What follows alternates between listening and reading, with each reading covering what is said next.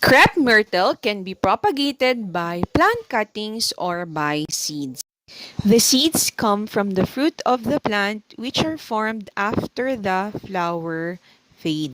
Here we have the bouquet of the flower with some flower buds as well as flowers that have opened up. This is a flower of a crepe myrtle, a white petaled flower. As time goes by, the flower will dry up like this, the petals first, and eventually the entire structure of the flower completely dries up. And when you try to check inside, you may find something like this. Before, I thought this was the seed.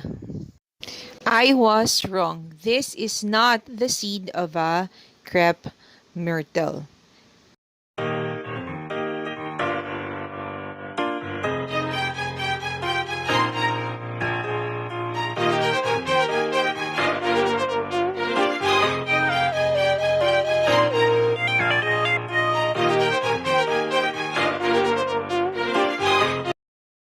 As the flower fades, this is replaced by a fruit which looks like a capsule.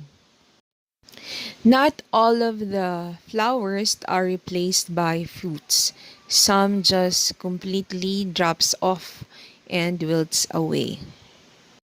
Later, we will open up these fruits so we can check the seeds of crepe myrtle. So these were the bouquet of flowers, and after some time, this flower bouquet will produce some of the fruits that I've shown earlier. You can then cut off the branch and harvest that part of the plant, like this one.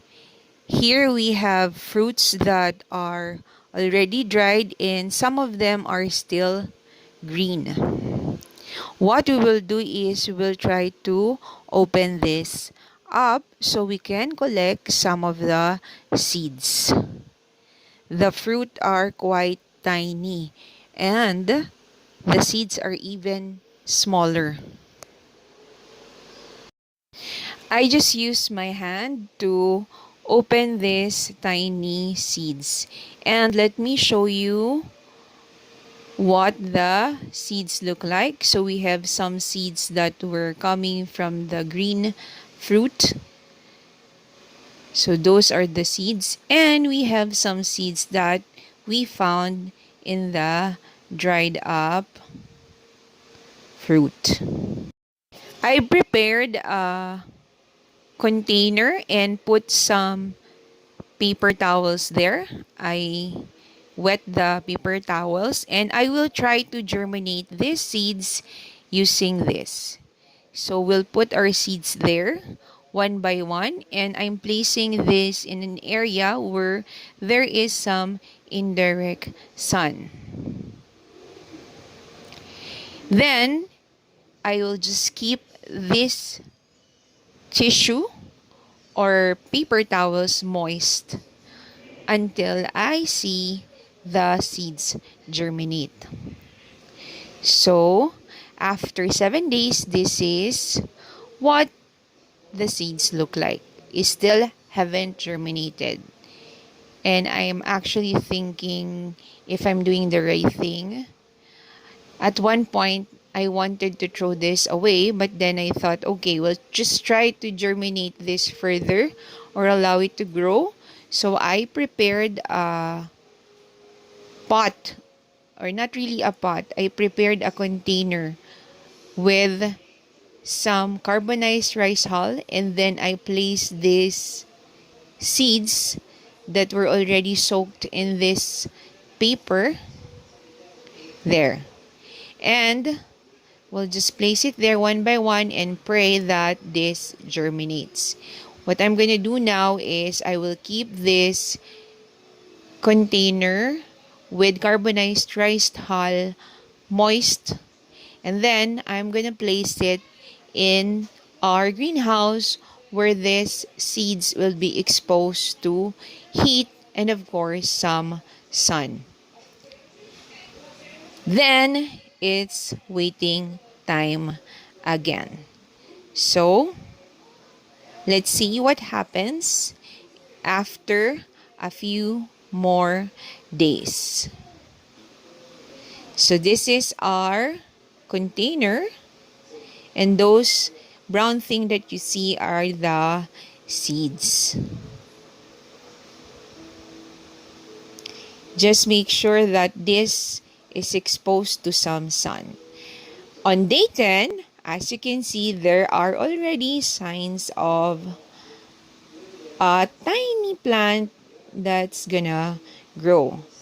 So what I did is I just kept the soil moist, and it seems like our experiment is working. The seeds are growing some tiny plant.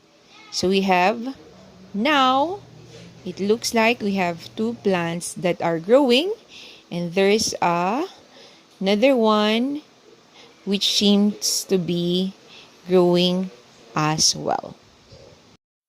We are going to keep on watching this and make sure that soil the soil mix of carbonized rice hull is always moist. On day 16, this is what we have. So it seems that our seeds are growing. Finally, I was able to grow some crepe myrtle. These tiny plants were grown from seeds that we gathered from the fruits of the crepe myrtle. We will allow these seedlings to grow for a few more weeks before we transplant them in pots. You may subscribe to our channel for more updates on this growth. We are also trying to grow crepe myrtle cuttings in water, and it seems to be doing well. We will also share that in our channel. So, stay tuned. Thanks for watching, and we hope to see you on our next video. As always, stay safe, stay